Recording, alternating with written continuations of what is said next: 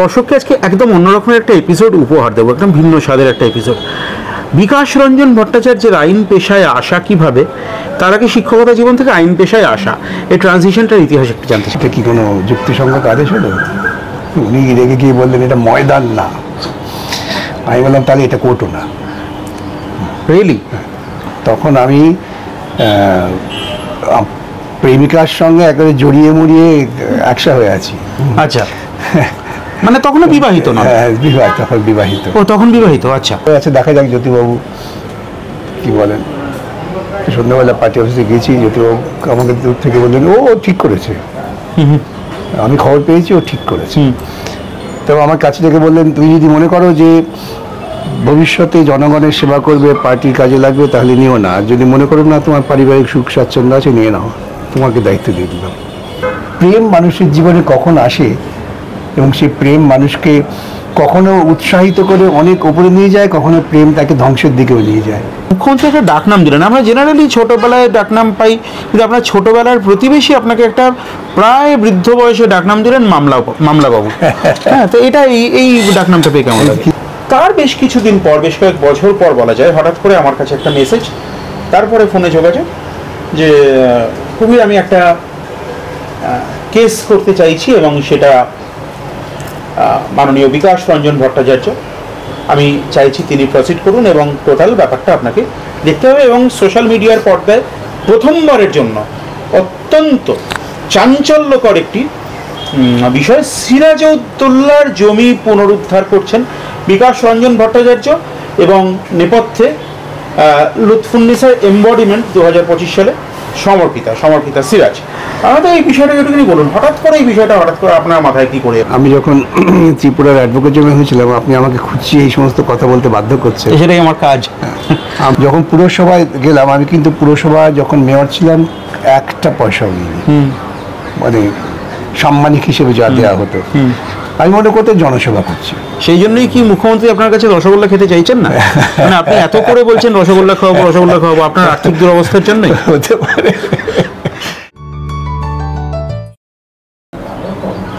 নমস্কার, আপনারা দেখছেন কবির সৌরভের ইউটিউব চ্যানেল। আপনার হোম স্ক্রিনে যখন এই ভিডিওটি ভেসে এসেছে, তখন সম্ভবত আপনার ভ্যালেন্টাইন্স ডের উদযাপন, গোলাপ বিনিময় শেষ হয়ে গিয়েছে। আজকে আপনি আমার সঙ্গে স্ক্রিনে যাকে দেখছেন, সেই মহৎ মানুষটিকে দেখে হয়তো আপনি চমকে উঠেছেন, হঠাৎ করে কবির ভ্যালেন্টাইন্স ডেতে এই মানুষটিকে স্ক্রিনে কেন নিয়ে এলেন, অন্য কেউ কেন নন।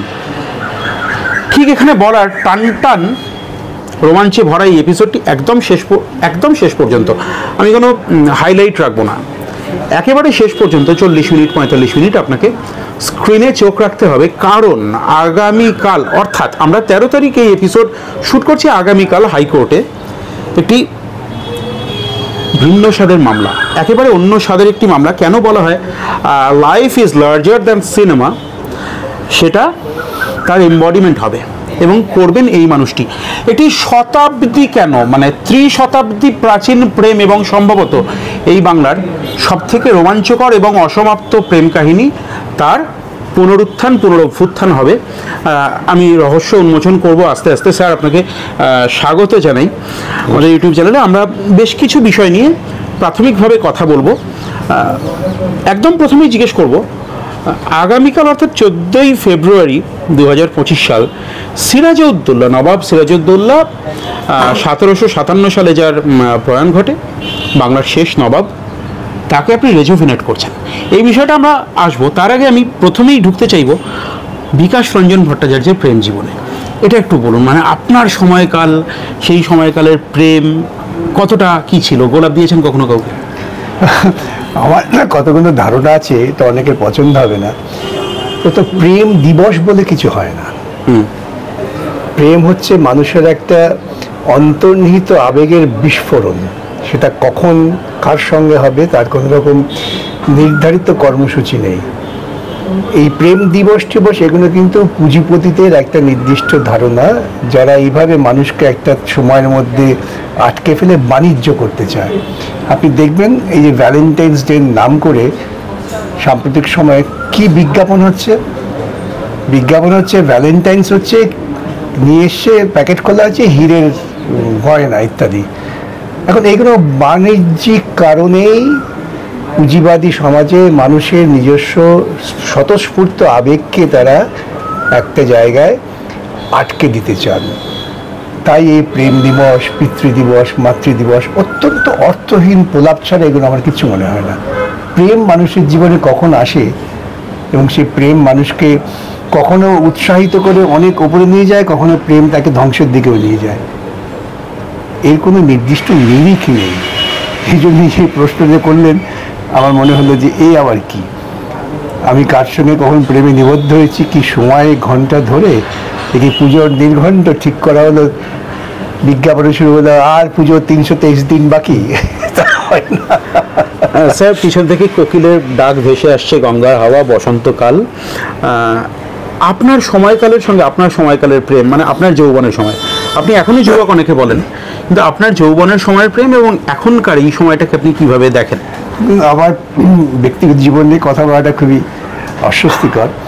আমার প্রেমটা একটা বিরাট সংগ্রাম, একটা বিরাট সংঘর্ষ।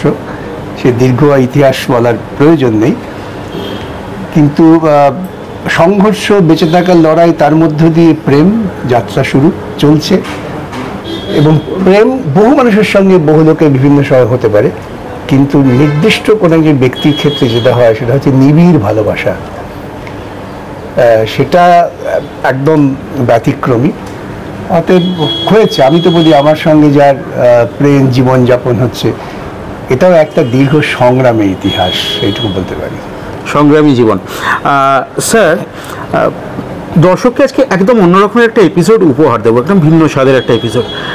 বিকাশ রঞ্জন ভট্টাচার্যের আইন পেশায় আসা কিভাবে, তার আগে শিক্ষকতা জীবন থেকে আইন পেশায় আসা, এই ট্রানজিশনটার ইতিহাস একটু জানতে চাইব। এইগুলো অদ্ভুত, এটা ঠিকই বলেছেন। আমি শিক্ষকতার সঙ্গে যুক্ত ছিলাম, তার আগে মনে আছে যখন পাশ করে যাই এমএসসিতে জায়গা পেলাম না, কেন খুব ভালো রেজাল্ট করতে পারিনি বলে। আমাদের যিনি ফিজিক্সের হেড অফ দ্য ডিপার্টমেন্ট ছিলেন, তিনি আমাকে রোড ধরে বলতেন, বহু ইউনিয়ন আর ফিজিক্স দুটো একসাথে হয় না, বিকাশ মন দিয়ে পড়াশোনা করো। তো যা হয় করিনি পড়াশোনা। আমার এক শিক্ষক হঠাৎ বললেন যে তোর যা মেজাজ, তুই কোথাও টিকতে পারবি না, আইনটা পড় দেখি। ওটা আমার সঙ্গে সঙ্গে মাথায় থেকে গেল। পরের দিন চলে গেলাম আইন কলেজে, দেখলাম সে ভর্তি হয়ে গেলাম, মানে পরের দিন লিস্ট বেরো দেখে আমার নামটা উপরের দিকে আছে। যাই হোক, কিন্তু আইন পড়াটাও আমার কাছে একটা অদ্ভুত ইতিহাস। সেই সময়ের যে প্রেক্ষিত ছিল, আমি আইন কলেজে 2-3 দিন যাওয়ার পর আইন কলেজের যিনি একজন করণিক ছিলেন, তিনি কালীঘাটে থাকতেন, তার নাম হচ্ছে হারাদা। তিনি আমার একদিন বাড়িতে এসে বললেন যে তুমি আর কলেজে যেও না। জীবন শঙ্কা ছিল, কেন প্রথম 2 দিন যখন ক্লাস করি তখনই সেই সময় কংগ্রেসি ছাত্রনেতাদের সঙ্গে প্রত্যক্ষ মুখোমুখি বিবাদ বিতর্ক। তো জীবন শঙ্কা আছে, তুমি যেও না, আমি প্রত্যেক মাসে নিয়ে কলেজের ফিটা দিয়ে দেবো, আমি পার্সেন্টেজ করিয়ে দেবো। ঘটনা এটা। তিনি সেই উদ্যোগটা নিয়েছিলেন। কতটা ভালোবাসা মানুষের আবেগ থাকলে আমি মনে করি। তারপর তো পরীক্ষাও দেবো না, এই কী পরীক্ষা দেবো, ওই সময় স্কুলে পড়াচ্ছি। একটা বছর মিস করলাম। তারপরে দেখি আমার দুজনে আমার সঙ্গে দেখা করতে এলেন। তারা 2-3 দিনই আমার ক্লাসে দেখেছেন। এসে বললেন যে না, আমরাও পরীক্ষা দেবো, তুমিও পরীক্ষা দাও। সেই বন্ধুদের ভুলতে পারি না আমি। একজন মারা গিয়েছেন সম্প্রতি, একজন এখনো আছেন। তাই আমি বললাম তখনকার যে পরিস্থিতি, ওইভাবে আমি পরীক্ষা দিতে পারবো না। বুঝতেই পারছেন কী পরিস্থিতি ছিল। তারপর ঠিক করলাম ঠিক আছে পরীক্ষা দেবো, পাস মার্কসের জন্য যতটুকু করা দরকার ততটুকুই আমি তৈরি হয়ে যাব। এবং সেভাবেই গেলাম, যাই ফার্স্ট ক্লাসে করে গেলাম। তারপর পেশায় আসা হচ্ছে, আপনারা জানেন যে মহান বিপ্লবী গণেশ ঘোষ, তিনি কালীঘাটে থাকতেন এবং তার সঙ্গে আমার খুব ঘনিষ্ঠতা ছিল। তিনি খুব স্নেহ করতেন, ইতিহাসের গল্প শোনাতেন, তাদের জীবনের গল্প শোনাতেন। আর বলতেন তুমি আইন পাশ করেছো, বসে আছো কেন, কিছু একটা করো, কিছু একটা করো। তো তিনি আমাকে নিয়ে গেলেন তখন অরুণ প্রকাশ চ্যাটার্জির কাছে। তার আগেও আর একটা কাহিনী আছে, তা হচ্ছে আরেকজনের কাছে আমায় নিয়ে গিয়েছিলেন তার আগে। তখন আমাদের এলাকার কাউন্সিলর ছিলেন অশোক বসু, অশোক দেব, ভবানীপুরের। আমি কালীঘাটে থাকতাম, আন্দোলনের জন্য তার সঙ্গে সম্পর্ক ছিল।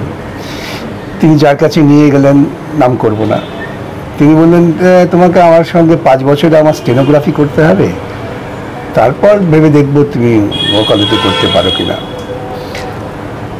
আমি তখন কী হবো বিভ্রান্তের মতো, আমি একটা টাইপ স্কুল ছিল আমাদের ওখানে, সেখানে ভর্তি হলাম। প্রথম দিন গেলাম, তারপরে গিয়ে দেখলাম এটা আমার কম্ব নয়, আমি ছেড়ে দিলাম। তারপরে গণেশদা বলতে শুরু করলেন কিছু করো, তো তিনি নিয়ে গেলেন আমাকে অরুণ প্রকাশ চ্যাটার্জির কাছে। দুর্ধর্ষ আইনজীবী ছিলেন, মার্ক্সবাদী দর্শনে তার যথেষ্ট বিখ্যাত ছিল, পড়াশোনা ছিল।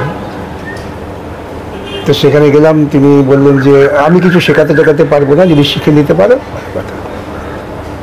তাই আপনার প্রথম সিনিয়র সে? হ্যাঁ। তারপর কয়েকদিন পরে বললেন একটা পিটিশন লেখো। তো ওর ক্লার্ক ছিলেন, তিনি আমাকে বললেন আচ্ছা ঘাবড়াবেন না, মেদিনীপুরের লোক ছিলেন, এখানে অনেক ডিস্ট্রিক্ট আছে, দেখে টেকে লিখুন না। তো প্রথম দিন পিটিশন লিখে দিলাম, অরুণ প্রকাশ চ্যাটার্জিকে তিনি দেখে ছুঁড়ে ফেলে দিলেন, কিচ্ছু হয়নি, তোমাদের কিছু আমরা যাও। আমি তো ভ্যা করে কেটে ফেললাম। তারপর সেই ক্লার্ক মশাই তিনি বললেন আসুন, তিনি আমাকে আশ্বস্ত করলেন, পুরোনো পিটিশন ঘাটতে বললেন, তারপর আবার লিখে সেকেন্ড টাইম দেখালাম, তখন উনি বললেন যাও ঠিক আছে, এটা মুভ করো কোর্টে। সেই প্রথম মুভ করা? সে প্রথম মুভ করা, পা কাঁপতে একজন বিচারপতির কাছে মুভ করলাম। তো তিনি শুনে একটা রুল ইস্যু করলেন, খুব মন খারাপ, রুল ইস্যু হয়েছে, কোনো ইন্টারিম অর্ডার দেওয়া হয়নি। আমি বেরিয়ে দেখি কোর্টের বাইরে অরুণ প্রকাশ চ্যাটার্জি দাঁড়িয়ে আছেন। কী হলো? আমি তো খুব কাচুমাচু করে বললাম যে স্যার আমাকে তো উনি ইন্টারিম অর্ডার দিলেন না, রুল ইস্যু করেছে। তিনি বললেন যথেষ্ট, আমাকে রুলের ছেলেকে বেশি দিত না। এই যে একটা কনফিডেন্স। তারপরে একটা খুব গুরুত্বপূর্ণ মুহূর্ত হলো, বেহালার একটা মিষ্টির দোকান, জানি না আজও আছে কিনা, শ্রী দুর্গা মিষ্টান্ন ভান্ডার বলে খুব নাম করা, সেখানকার ট্রেড ইউনিয়ন নেতা আমার কাছে পাঠিয়ে দিলেন সকালবেলা, যে ওখানকার ওয়ার্কারদের বার করে দেওয়া হয়েছে, ঠিক না, হাইকোর্টের অর্ডার বার করে দেওয়া হয়েছে। আমি সবে তখন প্র্যাকটিস ঢুকেছি, হয়তো 1.5-2 বছর হয়নি। আপনি তখন ইন্ডিপেন্ডেন্টলি প্র্যাকটিস করছেন? হ্যাঁ। আচ্ছা। তখন ওই অরুণ প্রকাশ চ্যাটার্জির সঙ্গেই তার সহযোগ হিসেবে কাজ করছি। তো ওরা পাঠিয়ে দিলেন, সকালবেলা ওয়ার্কারগুলো এসছে, দেখে তো আমার ভয়ানক রাগ হলো। আমি কোর্টে এসে সেই বিচারপতি কড়া বিচারপতি বলে পরিচিত ছিলেন, তার কাছে উল্লেখ করলাম যে এরকম হয়েছে। আমার উল্টো দিকে ছিলেন তিনি শঙ্কর দাস ব্যানার্জি, তখন আমি জানতাম না, পরে তো নামটাম শুনলাম। তো খুব আমার সঙ্গে জজ সাহেবের ঝগড়া হয়ে গেল, কেন যে আপনি এই সমস্ত গরিব ওয়ার্কারদের বার করে দিয়েছেন হাইকোর্টের নির্দেশে, এটা কি কোনো যুক্তিসঙ্গত আদেশ হলো? উনি রেগে গিয়ে বললেন এটা ময়দান না। আমি বললাম তাহলে এটা কোর্টও না। রিয়েলি? সবাই আমাকে কী করছে, কি আমি টিউশন করে খেতাম, আবার টিউশন করবো, আমার তো সব ভয় নেই। আমি বললাম আমরা অনেকে যারা ছিল বাসা বাসি, কী করছো তুমি, তোমার কেরিয়ার শেষ হয়ে যাবে এই জায়গার কাছে, টিউশন চলে যাবো। সারপ্রাইজিংলি আমি বলি, সেই জজ সাহেব আমাকে ডেকে পাঠালেন, সবাই শঙ্কিত যে এবার কী হবে। তিনি ডেকে নাম জিজ্ঞাসা করলেন, কতদিন প্র্যাকটিস করছি সে জিজ্ঞাসা করলেন, তারপর বললেন এইরকম মাথা উঁচু করে কাজ করবে। আচ্ছা। কখনো কারো কাছে মাথা নোয়াবে না। এই একটা সাংঘাতিক প্রেরণা ওই কথার মধ্যে দিয়ে আমি পেয়েছিলাম, এবং তারপর থেকে চলতে শুরু করলো, আর নিজের কথা না বলাই ভালো। স্যার সেই সময়ে আমি বুঝতে পারছি যে আপনার হয়তো তখনও আইন পেশায় সে অর্থে অ্যাম্বিশন যাকে বলে তৈরি হয়, বা তখনও আপনি গণ আন্দোলনের তখন লোকে বলতো যে হাইকোর্টে সিঁড়ি চিনতে 10 বছর লাগে। এটা কোন সময়কাল? মোটামুটি 70-এর না, আমি এনরোল্ড হয়েছি 78-এর জুনে, 79-80 দশকের শুরুর দিকে, অগ্নিযুগ, এবং তখন সবেমাত্র বামফ্রন্ট সরকার, একটা বাতাবরণে অন্যরকম পরিবেশ হাওয়া, আপনি গণ আন্দোলনের মানুষ বলেই তখনও পরিচিত। একদম। তো হঠাৎ করে এটা বলার সাহসটা কোথা থেকে? না, ওই যে আমি সাহস মানে হচ্ছে জীবিকার জন্যে এবং আমি প্রচুর টিউশন করতাম। আমি কোচিং ক্লাস করাতাম ছেলে মেয়েদের বিনা পয়সা। একটা সেকশন থাকতো বিনা পয়সা, বস্তির গরিব ছেলে মেয়ে, আরেকটা ধনী পরিবারে তারা আমাকে দিতেন, সম্মান দিতেন। সুতরাং আমি আমার বেঁচে থাকার জন্য তো কারোর প্রতি। এবং তখন আপনি সিঙ্গেল? না, আচ্ছা, তখন আমি সিঙ্গেল নই। আচ্ছা, তখন আমি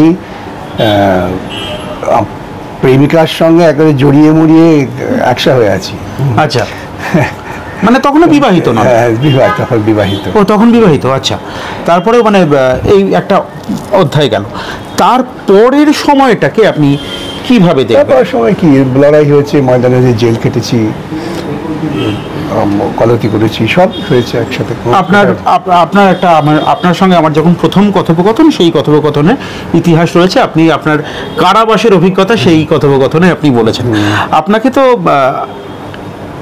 জাজমেন্ট মানে বিচারপতির ভূমিকায় অবতীর্ণ হওয়ার জন্য আপনি হচ্ছে যে বিয়ে পেয়েছিলেন, সেটা আপনি কেন রিফিউজ করলেন? যদি বিচারপতি আমি খুব অল্প বয়সেই পেয়েছিলেন। হ্যাঁ, রিফিউজ করলেন কেন স্যার? রিফিউজ করলাম প্রথম কারণ হচ্ছে যে, সত্যি কথা বলতে সেই সময়ে বিচারপতি নিয়োগ করে তাদের অন্য রাজ্যে ট্রান্সফার করে দিচ্ছিল, এবং একটা স্টেটমেন্ট করেছিলেন তখন জাস্টিস ভেঙ্কটাচার্য চিফ জাস্টিস ছিলেন। সেই স্টেটমেন্টে আমরা টেন্টেড লোকেদের বাইরে পাঠিয়ে দিচ্ছি। তা আমি সিরিয়াসলি নিলাম এটা। তারপর ওরা বলতে, না, এটা নিউ রিক্রুটদের জন্য না, পুরনো রিক্রুটদের জন্য আছে।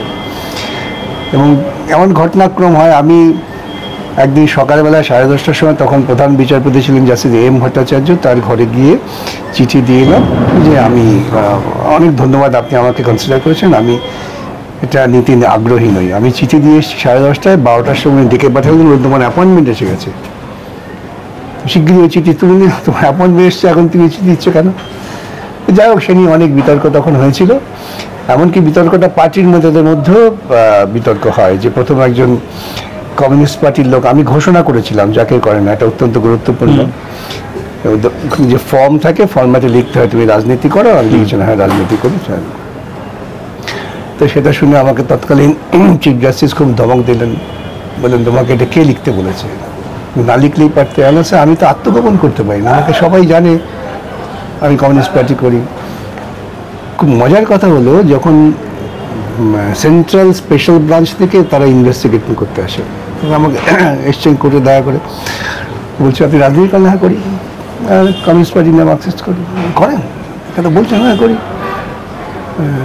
আমি চুরি খেয়েছি, জেল কেটেছি, সবই করি, এতে আসলে কি আছে? এখনো কি করেন? এখনো করি, আইনের কাজ করি। এখন ভদ্রলোক আমাকে যে ইন্সপেকশন এসেছিলেন, ভদ্রলোক, দেখুন আপনি তৈরি থাকুন, আপনার অ্যাপয়েন্টমেন্ট এসে যাচ্ছে। কেন বলে, এই প্রথম আমরা দেখলাম একজন, সে সততার সঙ্গে সাহস করে বলে যে আমি রাজনীতি করি। সাধারণত সকলেই বলে করি না, কিন্তু আমরা ইনভেস্টিগেশন করে দেখেছি করে। লোক আপনি তৈরি থাকুন। এই নিয়ে যখন বিতর্ক হয়, তখন বুদ্ধতা ইত্যাদি এরা বললে, না তুমি না নিয়ে ঠিক করেছো, খুব হয়েছে, তখন শুরু হয়ে গেছিল আর কি। তাই একটু যারা প্রবীণ তারা বললে, না না নিয়ে নাও, অনেক কাজে লাগবে, এই সমস্যা। তারপরে সকলে বলে, আচ্ছা দেখা যাক জ্যোতিবাবু কি বলেন। সন্ধ্যাবেলা পার্টি অফিসে গেছি, জ্যোতিবাবু আমাকে দূর থেকে বললেন, ও ঠিক করেছে, আমি খবর পেয়েছি, ও ঠিক করেছে। তবে আমার কাছে থেকে বললেন, তুমি যদি মনে করো যে ভবিষ্যতে জনগণের সেবা করবে, পার্টির কাজে লাগবে, তাহলে নিও না। আর যদি মনে করো না তোমার পারিবারিক সুখ স্বাচ্ছন্দ্য আছে, নিয়ে নাও, তোমাকে দায়িত্ব দিয়ে দিলাম। আমি নিলাম না। স্যার, আইন পেশা আপনার আইডলকে? তখন তো সোমনাথ চট্টোপাধ্যায়ের মতো মানুষ, স্নেহাংশুকান্ত আচার্যের মতো, এবং ইভেন যদি স্নেহাংশুকান্ত আচার্য, তিনি একটা ভিন্ন ধরনের মানুষ ছিলেন। তার আইন পেশার যে উচ্চ গগন, তা তো আমরা দেখিনি। তাকে যখন আমরা দেখেছিলাম, তখন তিনি রিটায়ারমেন্ট মোডে আছেন, কিন্তু ওই রকম হৃদয়বান মানুষ, ওই রকম পণ্ডিত মানুষ খুব কম দেখেছি। আইন পেশায় আমার আইডল অবশ্যই আমার গুরু অরুণ প্রকাশ চট্টোপাধ্যায়। তার ক্ষুরধার যুক্তি, তার ভাষার ওপর দখল, এই সমস্ত মিলিয়ে তাকেই আমার মনে হচ্ছে আমার যথার্থ আইনের গুরু। আজকের বিকাশ রঞ্জন ভট্টাচার্য, আমি বারবার করেই বলি বিশেষ করে 2011 সালের পরবর্তী সময়কালে যখন একাধিক, আমি কোনো স্টেটমেন্টের জায়গায় যাব না, কিন্তু আমি বলি যে একাধিক আনটুয়ার্ড ঘটনা, যেটা পশ্চিমবাংলার রাজনীতির সঙ্গে বা জনজীবনের সঙ্গে যে ঘটনার যোগসূত্র খুব বিশেষ ছিল না, যেমন সারদা কেলেঙ্কারি, নারদা কেলেঙ্কারি, এই বিষয়গুলোর পরে আসবো। তার আগে যে বিষয়টায় ঢুকবো, অ্যাডভোকেট জেনারেল হিসেবে ত্রিপুরায় যে 5টা বছর কাটানো 1998 থেকে 2003, এই সময়টাকে আপনি কীভাবে দেখেন?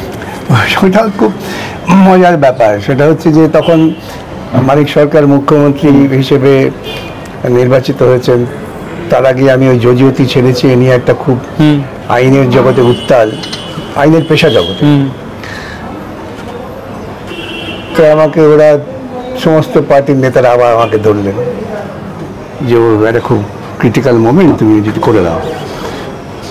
আমি গড়রাজি ছিলাম, কিন্তু আবারও বলি পার্টির সন্ধ্যেতারা বললেন না না করে দাও কি আছে, তোমার শর্তেই ওরা রাজি হবে। মানিক সরকার এলেন, থেকে বললেন আপনি যেমন আপনার শুনলে তেমন করবেন না, ভালো কথা। তো আমি সেখানে গেলাম।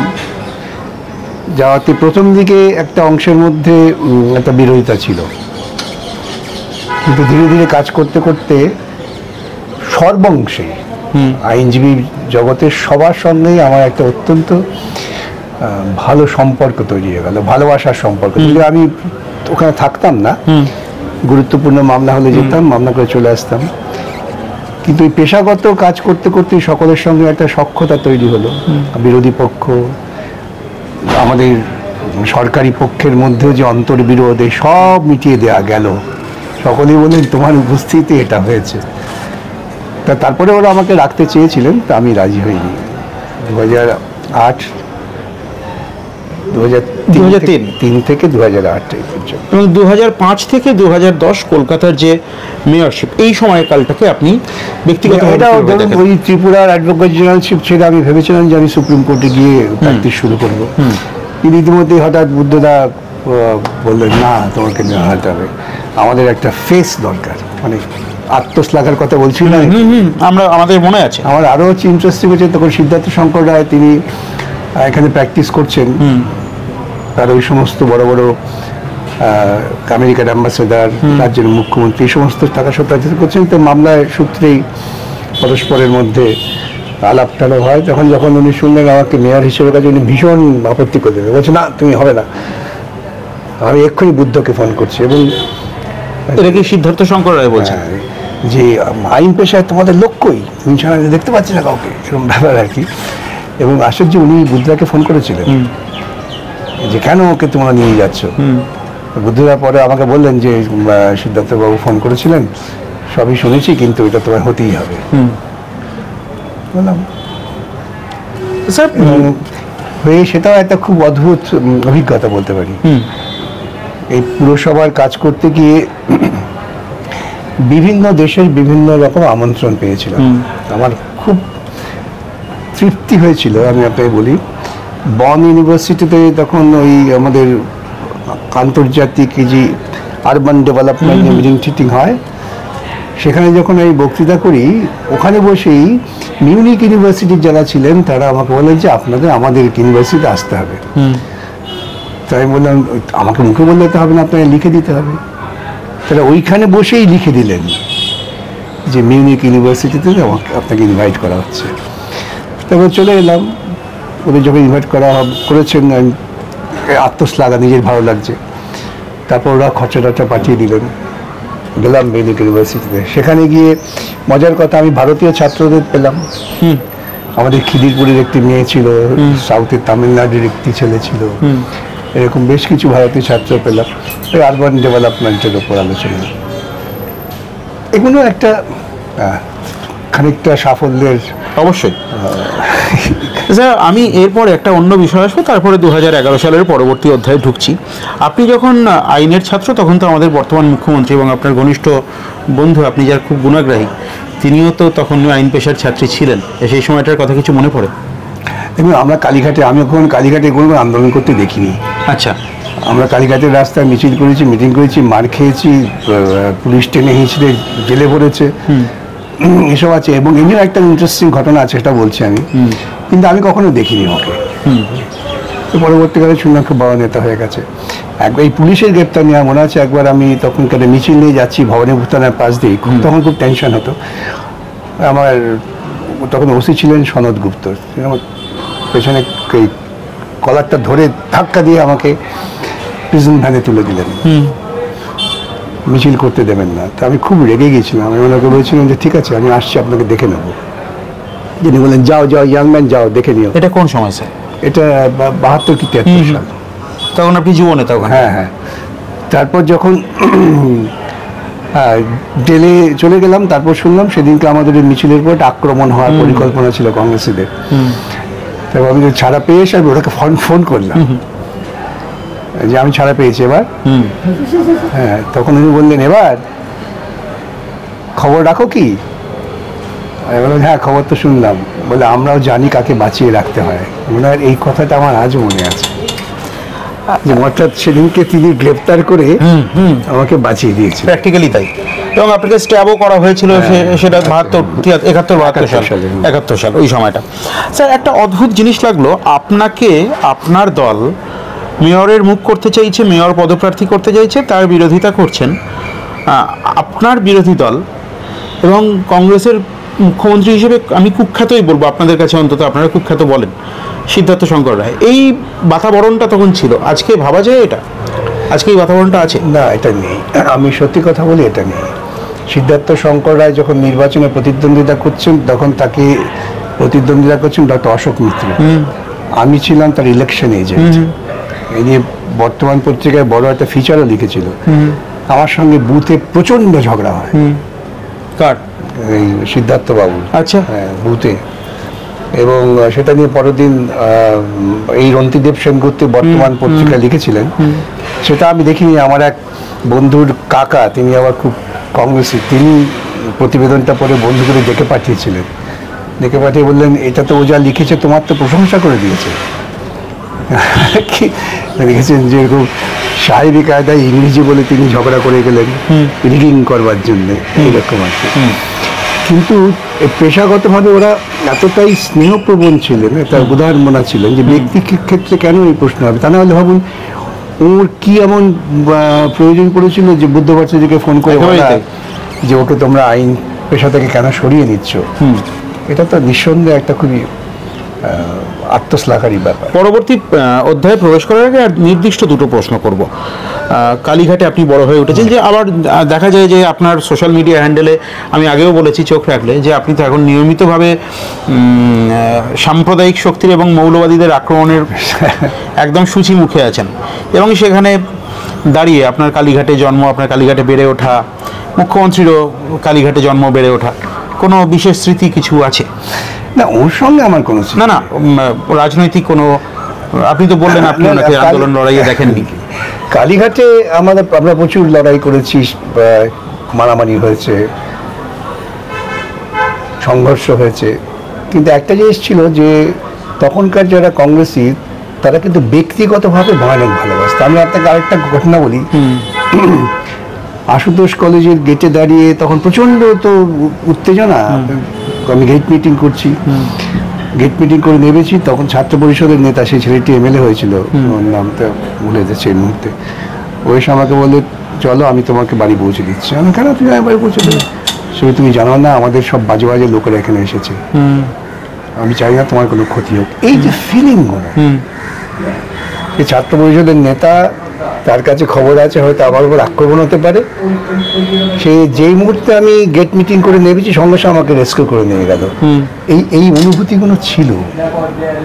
এই ব্যক্তিগত পর্যায়ে বিরোধটা ওই জায়গায় যায়নি, যেটা মমতার আগমনের পর হয়েছে, এটা আগে ছিল না। এটা হচ্ছে অত্যন্ত পশ্চিমবঙ্গের রাজনীতির ক্ষেত্রে অত্যন্ত দুর্ভাগ্যজনক ব্যাপার। সেই কংগ্রেসের সমর্থন নিয়েই এবং আপনার দলের মনোনয়ন নিয়ে আপনি রাজ্যসভায় মনোনীত হলেন। সেই কংগ্রেস না, কংগ্রেস, আমি সবাইকে বলি কংগ্রেস কিন্তু একটা বড় প্ল্যাটফর্ম ছিল। ভারতবর্ষের স্বাধীনতা আন্দোলনের সমস্ত মতাদর্শের লোকজন ছিলেন, এবং কংগ্রেসের ইতিহাসে দেখবেন ক্রমশ ভাঙন হয়েছে। ভাঙনটা কি হয়েছে? ধর্মনিরপেক্ষ শক্তির সঙ্গে ধর্মীয় যে উগ্রবাদী শক্তি, যাদের আমরা বলি দক্ষিণপন্থী, তাদের লড়াই হয়েছে। দেখবেন ইন্দিরা গান্ধী যখন, তার অনেক ত্রুটি ছিল, কিন্তু ইন্দিরা গান্ধীর সময় সিন্ডিকেটকে হাঁটাবার জন্য ইন্দিরা গান্ধী লড়াই করেছেন। সিন্ডিকেটের প্রার্থীর বিরুদ্ধে ভিভি গিরিকে তিনি প্রার্থী করে প্রেসিডেন্ট কন্টেস্ট করেছেন। এবং তার পরবর্তী সময়ে কংগ্রেসের বহু নেতা তারা ধীরে ধীরে বিজেপি কিংবা আরএসএস এর দিকে চলে গিয়েছেন। কংগ্রেসের মধ্যে একটা ধর্মনিরপেক্ষ শক্তি ক্ষুদ্র হলেও আছে এবং তারা কাজ করছে। সেই জন্যেই যখন এখানে পশ্চিমবঙ্গে এই প্রশ্ন এলো যে কাকে নমিনি করা হবে, ব্যাকগ্রাউন্ডটা বুঝতে হবে। কংগ্রেস থেকে বললেন যে সীতারাম ইয়েচুরি হলে পরে আমরা সমর্থন করব। সীতারাম ইয়েচুরি সভাপতি, কংগ্রেস সমর্থন নিয়ে তিনি এমপি হবেন না। তখন প্রস্তাবনা ছিল তাহলে পূর্ববর্তীকে আমরা বিকাশ রঞ্জন ভট্টাচার্যকে সমর্থন করতে পারি। এটা আমার পক্ষে অত্যন্ত গর্বের যে তারাও আমাকে মেনে নিয়েছে। তার কারণ তারা দেখেছেন যে সাধারণভাবে গণ আন্দোলনের ক্ষেত্রে বা আইন পেশার ক্ষেত্রে আমি কখনো সংকীর্ণ কোনো দৃষ্টিভঙ্গি নিয়ে পরিচালিত হইনি বা করি না। সেই জন্যই তখন কংগ্রেসের নেতা ছিলেন বিধানসভায় আব্দুল মান্নান। তিনি তো এই সারদা চিটফান্ডের মামলা নিয়ে যে ভূমিকা পালন করেছেন তা অবিস্মরণীয় একেবারেই। তার থেকেই আমি আবারও বলি যে কংগ্রেসের মধ্যে যে একটা সুস্থ চিন্তার অংশ আছেন, তারা চেয়েছেন, তাদের সমর্থনে আমি এমপি হয়েছি এবং আরো সীতারাম ইয়েচুরির পরিবর্তে তারা আমাকেই মনোনয়ন করেছেন, সেটা তাদের মূল্যায়ন। মান্নান সাহেব এখন আছেন কেমন, যোগাযোগ আছে? মান্নান সাহেব যোগাযোগ আছে, ভালো আছেন। তিনি এখন মোটামুটি তার এলাকাতেই থাকেন, খুব একটা বেরোন না। এবার আমার একটু অপ্রীতিকর প্রশ্ন হয়তো করব। কিছুদিন আগেই আপনি খুব সঙ্গতভাবেই আমি বলবো, আপনি কিছু ঐতিহাসিক কথার কিছু ঐতিহাসিক বিবৃতি দিয়েছিলেন আপনি, এবং তার ভিত্তিতে আপনাকে অধুনা কংগ্রেসের সভাপতি, সবাই জানেন আমি নাম নাই বা করলাম আলাদা করে, তিনি বললেন যে তাহলে বিকাশবাবু রাজ্যসভার সদস্যপদ ছেড়ে দিন। কিভাবে দেখবেন? সেটা ভুল বুঝে বলেছে, পরবর্তীকালে স্বীকার করেছে এই নিয়ে বিতর্ক করতে চাই না। এটা খানিকটা হয়তো না বুঝে একটা হঠাৎ প্রতিক্রিয়া দিয়ে ফেলেছে বলে আমার মনে হয়। আচ্ছা, এরপরে 2011 সালের পরবর্তীকালে সারদা এবং নারদা একদম পশ্চিমবঙ্গের আকাশ বাতাস কাঁপিয়ে দেওয়া দুটো কেলেঙ্কারি, এবং উইকিপিডিয়া খুললেও দেখা যায় আপনার সম্পর্কে খুব আপনার গৌরবোজ্জ্বল ভূমিকা। কি এমন বিশেষ ঘটনা যেটা আইনজীবী হিসেবে আপনাকে এতখানি ট্রিগার করলো? না, আমাকে ট্রিগার করেছে কিন্তু প্রকৃতপক্ষে মান্নান। কেন, মান্নানদের এক কর্মী, তাকে থানায় পিটিয়ে মারা হয়েছিল, থানার নামটা ভুলে যাচ্ছি, যাই হোক, সেই মামলাটা তিনি আমার কাছে নিয়ে আসেন যাতে ওই মামলাটা তদন্তটা ঠিক মতো হয়। সেই মামলাটা করে আমি কলকাতা হাইকোর্ট থেকে সিবিআই তদন্তের আদেশ জারি করে দিই। প্রথম একটা মামলা যেখানে সরাসরিভাবে সিবিআই তদন্তের নির্দেশ দেওয়া হলো। তারপরে আসানসোলে আমাদের এক কমরেডের মৃত্যুকে কেন্দ্র করে সিবিআই তদন্তের আদেশ পাওয়া যায়। তখনই কথায় কথায় মান্নান বলেন যে এরকম এই চিট ফান্ড নিয়ে একটা পাবলিক ইন্টারেস্ট লিটিগেশন করবো, আপনি করে দেবেন? না, কেন করবো না। আর সেই সময় কলকাতা হাইকোর্টেও একটা মামলা হয়েছিল, সেখানে কলকাতা হাইকোর্টের ডিভিশন বেঞ্চ একটা অদ্ভুত আদেশ দিয়েছিলেন, যে আদেশের ফলে যাতে তদন্ত হবেই না এমন একটা অবস্থা তৈরি হলো। সে কারণে আব্দুল মান্নান নিজে উৎসাহ নিয়ে, উদ্যোগ নিয়ে, নিজের পয়সা খরচা করে সুপ্রিম কোর্টে আমাকে নিয়ে গেলেন, এবং উনি একটা কথা বলেছিলেন যে আমি বললাম আপনার দলে তো অনেক বড় বড় উকিল আছেন, আমাদের দলে বড় বড় উকিল আছে, কিন্তু আমি কাউকে ভরসা করি না, যারা অনেক সময় তার দলের বিরুদ্ধে গিয়ে তৃণমূল কংগ্রেসের সরকারের পক্ষে দাঁড়ায়, কাউকে ভরসা করি না, আপনাকেই ভরসা করি, আপনি যদি করেন তাহলে আমি থাকবো। সেদিক থেকে তিনি উৎসাহ নিয়ে গেছেন, করেছেন, মামলা হয়েছে, দীর্ঘদিন মামলা চলেছে। সে মামলায় আমরা সিবিআই তদন্তের আদেশ পেয়েছি। সেটা একটা খুবই আলোড়ন সৃষ্টিকারী হয়েছে অবশ্যই, কারণ সে সময় সুপ্রিম কোর্টে দেখা গেছে যে ওদিকে প্রায় নাম করা সমস্ত আইনজীবী, আর এদিকে আমি একা টিম করছি। সেই জন্য এটা আইনজীবীদের মধ্যেও একটা আলোড়ন তৈরি হয়েছে। কিন্তু স্যার, মানুষ জানতে চান এই এপিসোড যারা দেখবেন, যে আবারও নতুন করে আমি রিভ্যাম্প করার চেষ্টা করছি, বলা যায় যে সারদা এবং নারদার কি আলোড়ন একটা তৈরি হলো, একটা রিপল এফেক্ট একটা তৈরি হলো, কিন্তু সেই রিপল পার অব্দি এসে পৌঁছলো না। এটাকে আপনি কিভাবে দেখেন? এটার পেছনে একটা রাজনীতি আছে, যে কথা আমি বলি, দেখবেন সেটা হচ্ছে আমাদের দেশের তদন্তকারী সংস্থাগুলো কিন্তু সম্পূর্ণ স্বাধীন নন, তারা অটোনমাস নন। তারা একটি মন্ত্রিসভার নিয়ন্ত্রণে কাজ করেন। এই যেই মুহূর্তে মন্ত্রিসভার নিয়ন্ত্রণে আসেন, আমাদের দেশের রাজনীতিকরাও, মাফ করবেন যদি কোনো রাজনীতিক শোনেন, দুঃখ পেতে পারেন, তাদের মধ্যে এত উদারতা নেই যে আমরা যখন ক্ষমতায় আছি তখন আমরা সম্পূর্ণভাবে দলীয় চিন্তার ঊর্ধ্বে। উদারতা নেই নাকি ভয় আছে? উদারতা নেই। আচ্ছা, ভয় থেকে হোক, যে কোনো কারণে উদারতা নেই, যার ফলে তারা এই সমস্ত সংস্থাকে নিয়ন্ত্রণ করার চেষ্টা করে। এই যদি আমাদের এই সমস্ত সংস্থা তারা যদি সংসদের কাছে জবাবদিহি করতে বাধ্য হতো, যেমন দেখুন আমেরিকায় আছেন, তারা টিকে পারতে পারেন, তাহলে হয়তো, বা কোর্টের কাছে, হ্যাঁ, তাহলে হয়তো ঠিকমতো তদন্ত হতো। কিন্তু আমরা নিঃসন্দেহে বলতে পারি সারদা এবং নারদার ক্ষেত্রে রাজনৈতিক প্রভাবের জন্য এই তদন্তটা মাঝপথে গতিহীন হয়ে গেল। এটার জন্য রাজনৈতিক সংকীর্ণতা দায়ী, শাসক দলের সংকীর্ণতা। আপনি যে জিনিস অত্যন্ত অপছন্দ করেন, আমি কোনোভাবেই আপনি ব্যক্তি পুজোর চেষ্টা করছি না, কিন্তু একটা প্রশ্ন আমি করি। আমি বিশ্বস্ত সূত্র থেকে জানতে পেরেছি যে আপনি এমপি হওয়ার জন্য, মাননীয় সাংসদ হওয়ার জন্য আপনি বিজনেস ক্লাসে ট্রাভেল করার জন্য এন্টাইটেলড, কিন্তু আপনি ইকোনমিক ক্লাসে রেগুলার ট্রাভেল করেন। এটা কেন? মানে এটা তো আপনি এন্টাইটেলড, এর কারণটা কি? দেখুন, এই যে কাজগুলো আমরা করি না, এটা তো আমরা মনে করি জনসেবার জন্য করছি। আমি যখন ত্রিপুরার অ্যাডভোকেট জমে হয়েছিলাম, আপনি আমাকে খুঁজছিয়ে এই সমস্ত কথা বলতে বাধ্য করছে। সেটাই আমার কাজ। আমি ওদের বলেছিলাম যে একটা টিম তৈরি করে দিয়ে আমি চলে আসবো। আমার হিসেব মতো 2 বছরের মধ্যে একটা টিম ওখানে তৈরি করে দিয়েছিলাম। 2 বছরের পর আমি ত্রিপুরার কোনো রেমুনারেশন নিইনি। মামলা করলে সে মামলার ফিটা নিয়েছি, কিন্তু ওই যে একটা রিটেনারশিপ থাকে আমি নিইনি। কিন্তু কুণাল ঘোষ তো অন্য কথা বলেন। আরে কুণাল ঘোষ কি বলতে পারে? যখন পুরসভায় গেলাম, আমি কিন্তু পুরসভায় যখন মেয়র ছিলাম একটা পয়সাও নিইনি, মানে সাম্মানিক হিসেবে যা দেওয়া হতো। আমি মনে করতে জনসেবা করছি। সেই জন্যই কি মুখ্যমন্ত্রী আপনার কাছে রসগোল্লা খেতে চাইছেন না? মানে আপনি এত করে বলছেন রসগোল্লা খাওয়াবো, রসগোল্লা খাওয়াবো, আপনার আর্থিক দুরবস্থার জন্যই হতে পারে। এটা তার কারণ আমার মনে হয় এই যে সমস্ত পদ আমরা পাচ্ছি তো সাময়িক। এই সাময়িক পদের যদি অতিরিক্ত সুযোগ সুবিধাকে আমি অভ্যাসে পরিণত করে ফেলি, তাহলে যখন আমার পদ থাকবে না তখন কি করব? সেই জন্যেই বিজনেস ক্লাসে আমি তো এমনিই যেতে পারি। আমি তো মামলা সূত্রে বহুবার বিজনেস ক্লাসে গিয়েছি।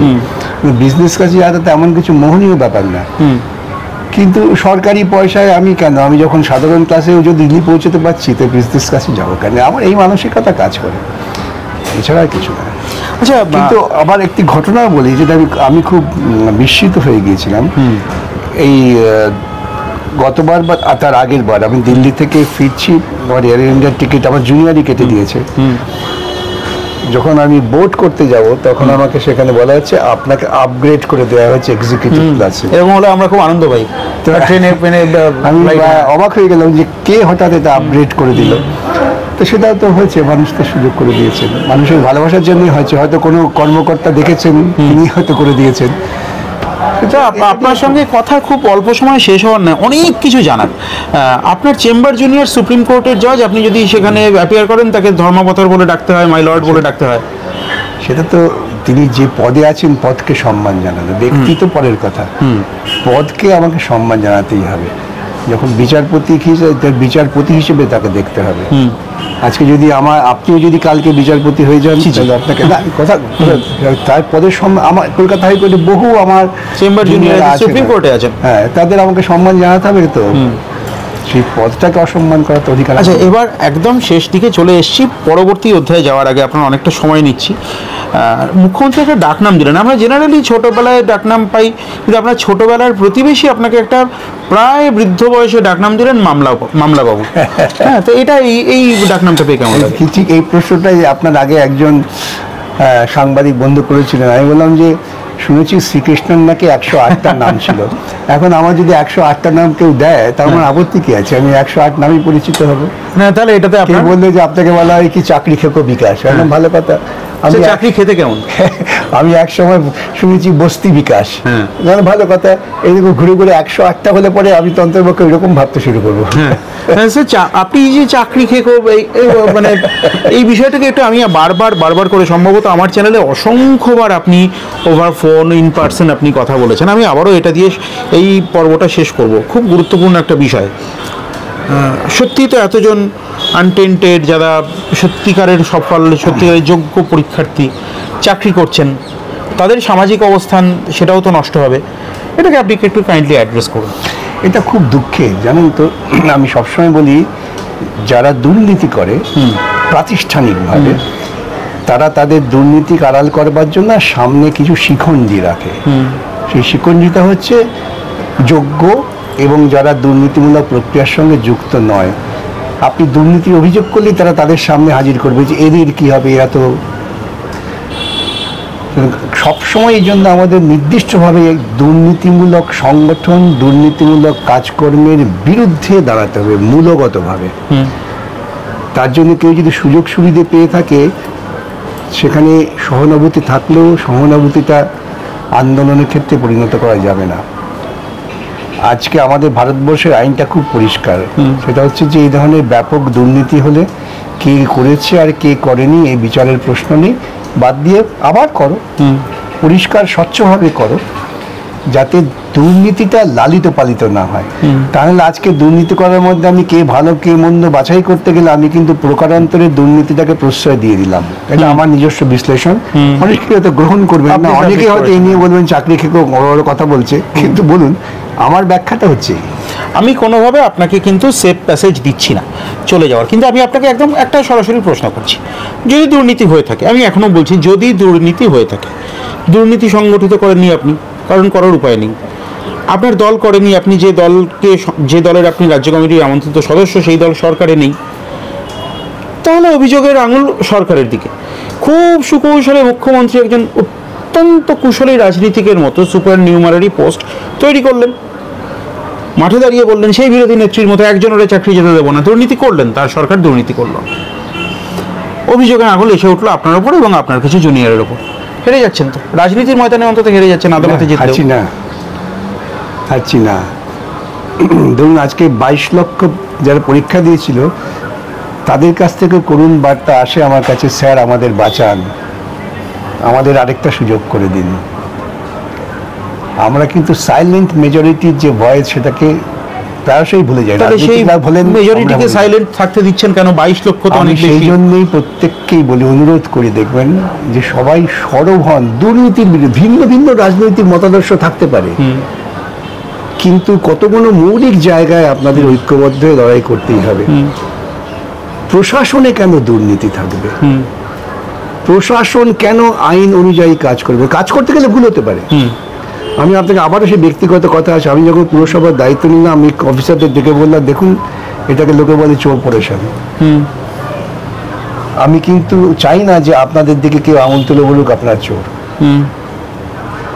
একদম স্বাধীনভাবে কাজ করবেন, কেউ কোনো রকম হস্তক্ষেপ করবে না। যদি দেখি স্বাধীনভাবে কাজ করেছেন, ভুল হয়েছে, আপনাদের কোনো অসুবিধা নেই। যদি দেখি যে আপনারা পরিকল্পিতভাবে করেছেন, তাহলে জানবেন আপনাদের খুব বিপদ। আমি তো এইভাবে এই পুরসভায় শুরু করেছিলাম এবং আমি মুক্ত করতে পেরেছিলাম, এ কথা বলছি না, কিন্তু সে সময় আমি গর্ব করে বলতে পারি পুরসভায় দুর্নীতির ঝোঁকটা কমে গিয়েছিল। অবশ্যই। অর্থাৎ আমি যদি এই জায়গায় যে না দাঁড়াতে পারি, আমি আমার এমএলসিদের বলেছিলাম যে আপনারা এইখানে কোনো কম্প্রোমাইজ করবেন না, কেউ করেনি। তার জন্য রাজনৈতিক মতাদর্শের তো কোনো বিরোধিতার কারণ থাকা নেই। আজকে সেই জায়গায় দাঁড়িয়ে পুরসভা থেকে ঢিল ছোড়া দূরত্ব অথবা পাথর ছোড়া দূরত্বে দাঁড়িয়ে মুখ্যমন্ত্রী মঞ্চ বেঁধে আপনার বিরুদ্ধে একদম অভিযোগ করেছেন, ভয়ঙ্কর অভিযোগ, যে আপনি বার্থ সার্টিফিকেট নিয়ে আপনার পুরসভা নেতৃত্বাধীন পুরসভা। আমি তো সেই জন্যই বলেছিলাম রসগোল্লার কথা, যে হ্যাঁ, যে আপনি নিজে তদন্ত করুন, আমি আত্মপক্ষ সমর্থনে যাবও না, নিজে তদন্ত করে প্রমাণ করে দিন, আমি এক হাড়ি রসগোল্লা খাবো। তারপরে সেই জন্যই মুখ্যমন্ত্রী আপনার মানে আর্থিক দুরবস্থার কথা ভেবে রসগোল্লা খেতে চাইলেন না। এবং আপনাদের জ্ঞাতার্থে জানিয়ে রাখি, আমি আপনারা জানেন যে আমার চ্যানেলে অসংখ্য আইনজীবী আইনবেত্তা তারা সম্মানীয়, প্রত্যেকেই তারা আসেন, কিন্তু আপনি যদি বিকাশ রঞ্জন ভট্টাচার্যের চেম্বারে আসেন, এখানে কিন্তু আমি তো একটু স্থূলকায় মানুষ, একটু গরম করে, এখানে কিন্তু কোনো এসি নেই এবং অত্যন্ত ছোট্ট একটি চেম্বার। এই সূত্র ধরে এই সাক্ষাৎকারের পরবর্তী পর্যায়ে প্রবেশ করব। বিকাশ রঞ্জন ভট্টাচার্য সম্পর্কে একাধিক অভিযোগ। বিকাশ রঞ্জন ভট্টাচার্য প্রচুর পরিমাণ অর্থের বিনিময়ে মামলা করেন, সে কথা সত্য না মিথ্যে একজন মামলাকারীর বয়ানে আপনারা শুনবেন। এবং সিরাজউদ্দৌলা দিয়ে শুরু করেছিলাম, life is larger than cinema, Jatishwar, একাধিক বিষয় উঠে আসছে। আমাকে বেশ কয়েক বছর আগে আমার এক বান্ধবী, তিনি একটা কথা হঠাৎ করে এই গাড়িতে যেতে যেতে বললেন যে, কবির জানিস লুৎফুন্নিসার রিবার্থ হয়েছে। তাহলে এছাড়া কি বলিস? তার কয়েক বছর পর, মানে আমি আমার পাশে যিনি বসে আছেন, আমি স্বভাবতই তার কথা বলছি, সমর্পিতা। সমর্পিতা, আপনাকে স্বাগত জানাই আমাদের ইউটিউব। নমস্কার। আমি গুগল করে দেখলাম, হ্যাঁ তাই তো, লুৎফুন্নিসা বললে, এবং তারপরে উনি আমার সোশ্যাল মিডিয়াতেও আমার সঙ্গে যুক্ত হন। তার বেশ কিছুদিন পর, বেশ কয়েক বছর পর বলা যায়, হঠাৎ করে আমার কাছে একটা মেসেজ, তারপরে ফোনে যোগাযোগ, যে খুবই আমি একটা কেস করতে চাইছি এবং সেটা মাননীয় বিকাশ রঞ্জন ভট্টাচার্য, আমি চাইছি তিনি প্রসিড করুন এবং টোটাল ব্যাপারটা আপনাকে দেখতে হবে। এবং সোশ্যাল মিডিয়ার পর্দায় প্রথমবারের জন্য অত্যন্ত চাঞ্চল্যকর একটি বিষয়, সিরাজউদ্দৌলার জমি পুনরুদ্ধার করছেন বিকাশ রঞ্জন ভট্টাচার্য এবং নেপথ্যে লুৎফুন্নিসার এমবডিমেন্ট 2025 সালে সমর্পিতা সিরাজ। আমাদের এই বিষয়টা একটুখানি বলুন, হঠাৎ করে এই বিষয়টা হঠাৎ করে আপনার মাথায় কি করে এলো? মানে অ্যাকচুয়ালি এটা খুব ছোটবেলা থেকেই মানে নবাব সিরাজকে নিয়ে একটা ভাবনা চিন্তা ছিল, ভিতরেই ছিল, কিন্তু জীবনের অনেক ঘাত প্রতিঘাতের পরে একটা সময় যখন আমি মুর্শিদাবাদ যাই, অনেকবারই গেছি, কিন্তু মুর্শিদাবাদ যখন যাই, নবাব সিরাজের সমাধিতে যাই, সেখানে যে অদ্ভুত না একটা ফাঁকা বিষয় আমি চোখে পড়েছিল, যে সবই তো, সব টিকিট কাউন্টারে তো তার নামে টিকিট সেল হচ্ছে, অথচ তিনি এতটা কেন অবহেলায় রয়েছেন, ধুলো মাখা অবস্থায় রয়েছেন নদীর পশ্চিম পাড়ে একটা কর্নারে, এবং কোথাও কিচ্ছু নেই। এইটা হতে পারে ওনার একটা তরোয়াল আছে হাজারদুয়ারিতে, হতে পারে ওনার সফেদ মস্ক, হ্যাঁ ওনার জুরাত মস্ক হতে পারে ওনার, সবটাই হতে পারে উপর অর্ধেক মানুষ জানেন না। তো সেটা আমাকে খুব কষ্ট দিয়েছিল। তো আমি বিভিন্ন সূত্রে, তখন তো আমি কষ্ট দিয়েছে বলে তো আর বাড়িতে বলা যায় না আমার খুব কষ্ট হচ্ছে, এমনি বলবে যে হয়ে গেছে, তাহলে হয়ে গেছে। তো তখন আমি যেতে শুরু করি, এবং আমি যেহেতু অভিনয় জগতের সঙ্গে যুক্ত ছিলাম, তার জন্য আমি স্ক্রিপ্ট প্ল্যান করি যে আমি ওয়ান লাইনার করবো। আমি নবাব সিরাজের সমাধিতে বসে দীর্ঘদিন ওয়ান লাইনার করি এবং একটা স্ক্রিপ্ট লিখি, তারপর রেকি করতে যাই। এইভাবে মুর্শিদাবাদের যাতায়াতটা মাসে 2-3 বার হয়ে যায়, এবং তারপরে বসে থাকতে থাকতে থাকতে কোথায় গিয়ে না ওই সমাধির সঙ্গে একটা বন্ধন তৈরি হয়ে যায়, যে বন্ধনটা ছিন্ন করা আমার পক্ষে সম্ভব নয়। এবং সেখান থেকে আমার মনে হয়েছে যে একটা পদক্ষেপ নেওয়া দরকার। তো গত 7 বছর ধরে আমি চিৎকার করেছি যে নবাব সিরাজের জন্য কিছু করা দরকার। আমি ওখানে একটা স্কুল ছিল না বলে আমি রাস্তায় ধারে বসে পড়িয়েছি। উনি যেখানে সমাধিস্থ রয়েছেন তার গোটা পঞ্চায়েত এলাকায় একটা মাধ্যমিক স্কুল নেই, ক্লাস 10 অব্দি রাস্তার ধারে বসে পড়িয়েছি। এবং হীরাঝিল যখন গিয়ে একা একা জঙ্গলের মধ্যে বসে থাকতাম, কবি সাপ, বড় বড় সাপ ওইখানে খুরিশকে উঠে, এবং শিয়ালের উপদ্রব, তার সঙ্গে আদিবাসীদের নোংরা করে রেখে দিয়েছেন। তো আদিবাসী এলাকা অধ্যুষিত অঞ্চল, এবং সেটা সম্পূর্ণ প্রাইভেট প্রপার্টি হয়ে গেছে বলে দাবি। তো সেই জায়গায় দাঁড়িয়ে আমি বসে থাকতাম এবং ভাবতাম কি করবো, কোনো উপায় তো নেই আমার কাছে, আমি কি করতে পারি। তখন সোশ্যাল মিডিয়া থেকে একজন ভদ্রলোক আমার সঙ্গে যুক্ত হলেন এবং তিনি বললেন আপনি বেরিয়ে আসুন, আপনি কাজটা করুন। তো আমি বললাম না, আমি মানুষদা আমি কাজটা করতে পারবো না, তার কারণ হচ্ছে আমি এটা খুব নিভৃত জায়গা, আমি কাজ করি কলকাতা থেকে এসে নবাব সিরাজের কাছে আনন্দ পাই, এটাকে অন্যরকম ভাবে মানুষ নেবেন। বললো কাজ করতে চাইলে এভাবে করতে হবে বলে সেই 2021 সালে আমার হীরাঝিল বাঁচাও আন্দোলন শুরু হলো এবং আমি পথে নামলাম 2021 সালে। 2021 সালের ডিসেম্বর মাসে, তখন করোনা পিরিয়ড চলছে, তখন পথে নামলাম এবং মানুষজন তখন সাপোর্ট করেছিল, কারণ বাচ্চা কাচ্চা এলাকার লোকজন ছিল, সেইটা নিয়ে আন্দোলন শুরু হলো এবং তখন এলাকার লোকজন তখন খুব সাপোর্ট করেছিলেন। কিন্তু কিছুদিনের মধ্যেই দেখা গেল সিনারিও পাল্টে যাচ্ছে। সবাই ওইখানে কিছু একটু বেশি বুদ্ধির মানুষজন বোঝাতে শুরু করলেন যে জমি তাহলে দখল হয়ে যাবে, এই সব দখল করে নেবে। এই আমার সঙ্গে সঙ্গে বিরোধিতা শুরু হয় এবং তার সত্ত্বেও ওই যারা প্রাইভেট প্রপার্টি যাদের রয়েছে তাদের মধ্যে একটি ছেলে উজ্জ্বল সরকার, ও আমার কাছে এগিয়ে এসে বলে, দিদি আপনি কাজটা করছেন করুন, আমি আমার জমির কিছুটা অংশ আপনাকে দেবো, আপনি তাতে কাজটা করুন এবং গভর্নমেন্টকে চিঠি করুন যেমন করছেন। তো আমি সেই ও আমাকে 3 শতক জমি রেজিস্ট্রি করে দিল, কিন্তু ওই রেজিস্ট্রি কি ভূমিকা আমি জানি না, কারণ জমিটাই তো একটু অন্যরকম। তো তাই হোক আমি ট্রাস্ট বডি ফর্ম করলাম এবং রেজিস্ট্রি করে দিল।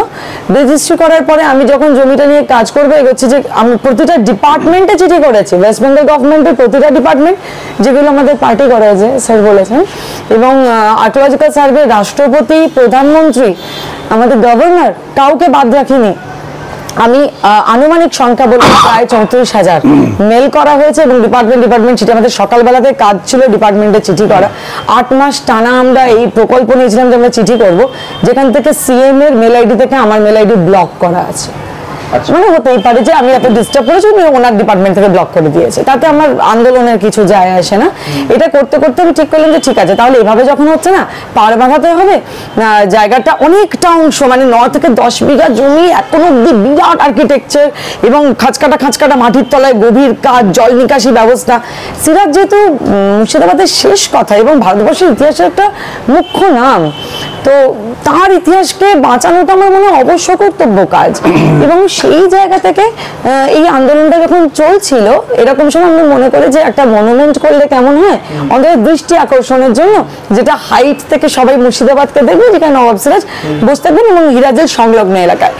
এইটা করতে গিয়ে তখন আমি বুঝতে পারি যে জমিটা বন্টননামাই নেই, এবং বন্টননামা না থাকার জন্য একটা হালকা থ্রেট আসতে থাকে আমার কাছে যে কাজটা করুক না, ঠিক টাইমে বাধা দিয়ে দেবো। এইটা যখন শুনলাম, আমি বাধা দেওয়ার মানে কি, আমি তো আইনের বিষয়ে জিরো, আমি তো জানি না, এটা তো আমাদের তো অসুবিধা। তো তখন আমি শুনলাম যে ইনজাংশন করে দিলে কিন্তু তখন আমার কাজ আর কিছু হবে না, আমি যে খুব কষ্ট করে কিছু করবো তার কাজও কিছু হবে না। তখন আমি কি করলাম, কিছু মানুষের সাথে আলোচনা করে, আমার ট্রাস্ট বডির সঙ্গে আলোচনা করে বলে যে আমি অবশ্যই জায়গাটায় আসবো, যে এখন উইকিপিডিয়াতে লুৎফুন্নিসা সার্চ করলে আপনার ছবি দেখা যায়, এটা কি ব্যাপারটা? এটা কি জাতিস্বর বা এই জাতীয় কিছু? আপনি কি লুৎফুন্নিসা মনে করেন যে রিভার্ট নাকি অন্য কিছু? দেখুন, আমার সঙ্গে নবাব সিরাজের একটা অদ্ভুত রিলেশন আছে, অদ্ভুত কানেকশন আছে। এটা মানে আমাকে সবাই তো পাগল বলে, তো তার জন্য আমার এখানে বলতেও কোনো অসুবিধা নেই। পাগল বলে প্রতিষ্ঠা পেয়ে গেছে, একমাত্র আমার কথা একজন শুনেছেন, তার নাম হচ্ছে স্যার। তো সেখান থেকে প্রমাণ হয়েছে আমি পাগল নই। তো অবশ্যই কানেকশন আছে, অবশ্যই কানেকশন আছে। আমি লুৎফুন্নিসাকে ঘষেটি সেটা আমি জানি না, কিন্তু বিশাল কানেকশন আছে। এবং যেখান থেকে আমার এটা বিশ্বাস যে প্রত্যেকটা মানুষের একটা এম থাকে পৃথিবীতে জন্মানোর, আমার এম নবাব সিরাজের সম্মানটাকে ফিরিয়ে দেওয়া, এবং যেদিন আমি ফেরাতে পারবো সেদিন আমার পৃথিবীতে প্রয়োজন ফুরিয়ে যাবে। তাই আমি লুৎফুন্নিসা হলে লুৎফুন্নিসা, আমার কোনো অসুবিধা নেই। আমি ঘষেটি হলে ঘষেটি, তাতেও আমার কোনো অসুবিধা নেই। আচ্ছা, ফাইন।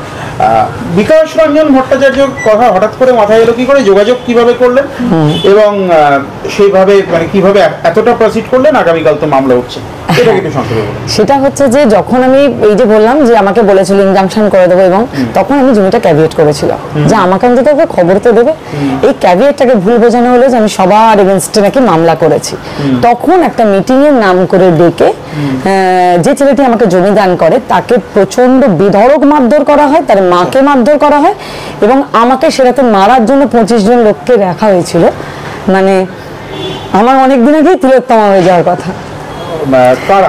ওইখানকার প্রাইভেট প্রপার্টি, তারা কিছু ভাড়া করা গুন্ডা রেখেছিল এবং খুব প্ল্যান করে মহিলা 25 জনকে, যারা বেশ মানে ভালো মতো আর কি মারপিট করতে দক্ষ, তাদের। সেদিন আমি বুঝতে পেরেছিলাম, সেদিন আমি বিছানায় মানে প্রায় শয্যাশায়ী হয়ে গেছি, আমি কি করব, আমার আর হাতে কি আছে, আমার কোনো উপায় নেই। তো তখন আমার হাজবেন্ড আমাকে বলল যে কে বলেছে উপায় বন্ধ হয়ে গেছে, হাইকোর্ট আছে আর একজন মানুষ আছেন।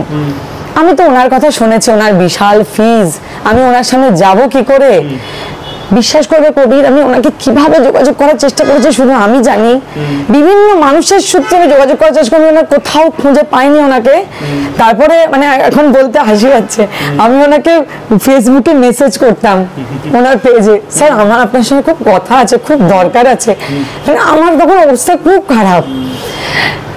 তারপরে কেউ জোগাড় করতে পারছে না। ওনার একটা নাম্বার পেয়েছিলাম আমি গুগলে, সেখানেও মেসেজ করেছিলাম, স্যার আমার আপনাকে দরকার, খুব দরকার। উত্তর তো স্বাভাবিকভাবেই আসেনি। তখন আমাকে শুভদীপ আছে, সরি শুভজিৎ, আমার বন্ধু শুভজিৎ, সাংবাদিক শুভজিৎ নিউজ অ্যাঙ্কার, উনি বললেন কে বলেছে যোগাযোগ করা যাবে না, দাঁড়াও আমি করে দিচ্ছি।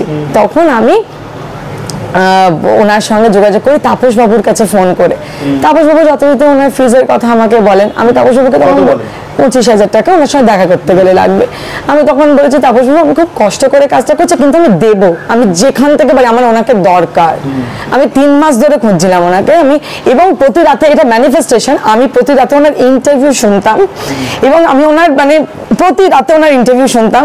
গৌতম ভট্টাচার্যের সঙ্গে ওনার একটা ইন্টারভিউ হচ্ছে, তাতে বলা হচ্ছিল যে আপনাকে তো অ্যাপয়েন্টমেন্ট পেতে গেলে যদি আমাদের সংবাদ মাধ্যমের এতদিন লাগে, তাহলে একজন ক্লায়েন্টের কতদিন লাগবে। আমি সেগুলো শুনতাম, ওনার মুখটার দিকে তাকাতাম। যেহেতু আমি স্পিরিচুয়ালিটি প্র্যাকটিস করে আমি ম্যানিফেস্ট করতাম প্রতিদিন যে এই ভদ্রলোক, আমার বিশ্বাস, আমার অনুভূতির সঙ্গে তো ওনার কোনো সমস্যা নেই, কারণ এটাও তো একটা প্রেমের মধ্যেই পড়ে।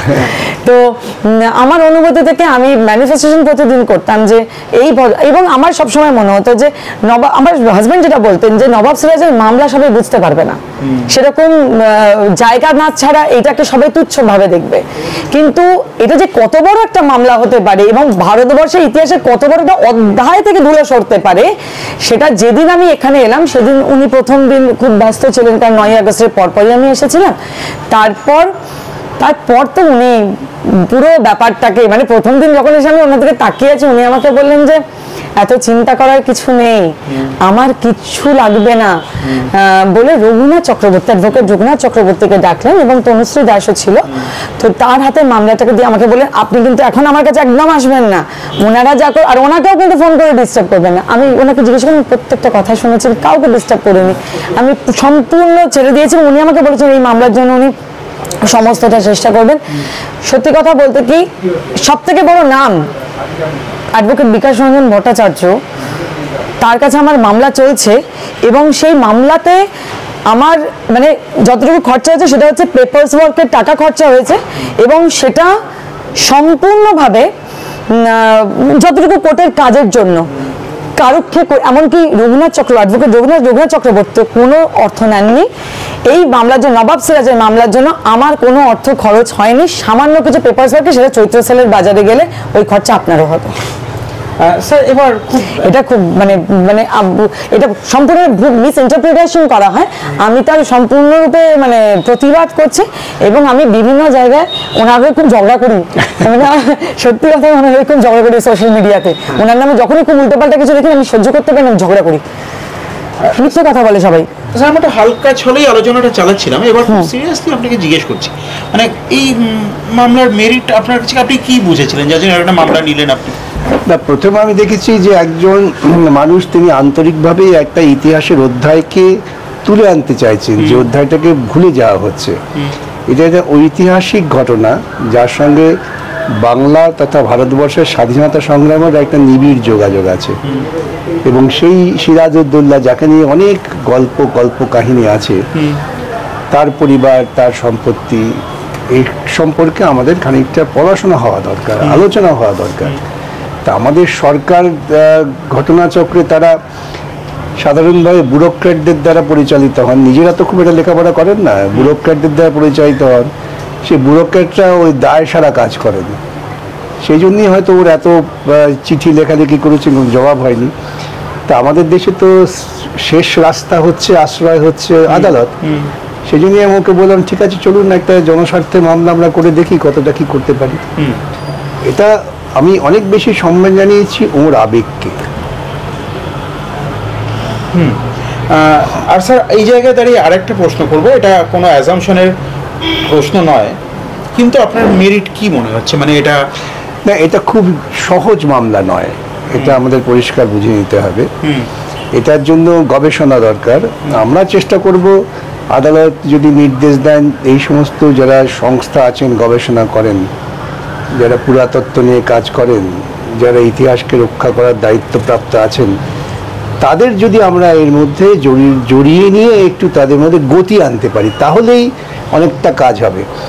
আমরা সেই ছেলেবেলায় পড়েছিলাম আমি সিরাজের বেগম, লেখকের নামটা আমার এই মুহূর্তে শ্রী পারাবতের ছবিও দেখেছিলাম, সেই নিয়ে ছেলেবেলায় সত্যি কথা কি লুৎফা প্রেমে আমিও পড়ে গিয়েছিলাম, কিন্তু ছবি তো কল্পনা, কিন্তু এখন এই যে একজন জীবন্ত লুৎফা যিনি ইতিহাসকে জাগিয়ে তোলার চেষ্টা করছেন, এটা আমি জানতাম না এত কথা, যে কথা আজকে উনি বললেন।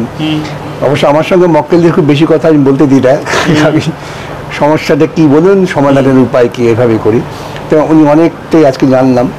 তা আমরা চেষ্টা করবো এই আবেগটাও যাতে আদালতে প্রতিফলিত হয়।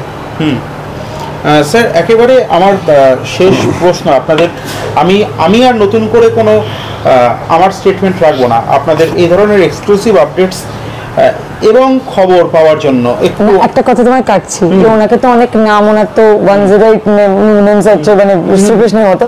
আজ থেকে উনি সিরাজ বিকাশ। না, সেটা হচ্ছে দর্শক, আমি মধ্যমণি, আমাকে মাফ করবেন। আমি সিরাজ কবির হতে পারবো কিনা তবে এরকম এক্সক্লুসিভ আরও আপডেটস পাওয়ার জন্য আপনার চোখ থাকতে হবে অবশ্যই কবির সৌরভের ইউটিউব চ্যানেলে। আমি যেটা জানতে চাইব যে রেসিপ্রোকেশনের পার্টটা, বা আজকে যে আমরা একদম মামলা হাইকোর্টে প্রসিড হওয়ার আগে মানে একদম আগের মুহূর্তে দাঁড়িয়ে আছি, এই সময়কালের মধ্যে আপনার এক্সপিরিয়েন্সটা কি? অসম্ভব একটা, মানে এতদিন ধরে যে চলছিল, গত 4 বছর ধরে রাস্তায়, গত 7 বছর ধরে চিৎকার করেছি, এবার আমার চুপ থাকার সময় এসছে। এবার তো কত বলবেন না, দেখা যাক। কারণ ইতিহাসে গডউইল জেগে ওঠে হিরাজিল, এটা হচ্ছে আমার স্লোগান। বাহ। আগামীকাল 14ই ফেব্রুয়ারি, মানে আজকে, মানে আপনারা যখন এই এপিসোড দেখছেন, এই মামলা ততক্ষণে হাইকোর্টে চলে এসেছে এবং এই মামলার নীতি নিক্ষিতির দিকে আমাদের নজর থাকবে। এবং এরকম একটা পাথ ব্রেকিং মামলার নীতি নিক্ষিতি পাওয়ার জন্য আপনার চোখ থাকতে হবে কবির সৌরভের ইউটিউব চ্যানেলে। এবং যেটা দিয়ে শুরু করেছিলাম, জীবন কিন্তু সত্যি সিনেমার থেকেও বিচিত্র, এবং এই ধরনের একটি ঘটনার সূত্রধর হয়ে থাকতে পারার জন্য আমি আমার পার্শ্ববর্তী দুজনের কাছেই অকুণ্ঠ কৃতজ্ঞতা প্রকাশ করছি। নমস্কার।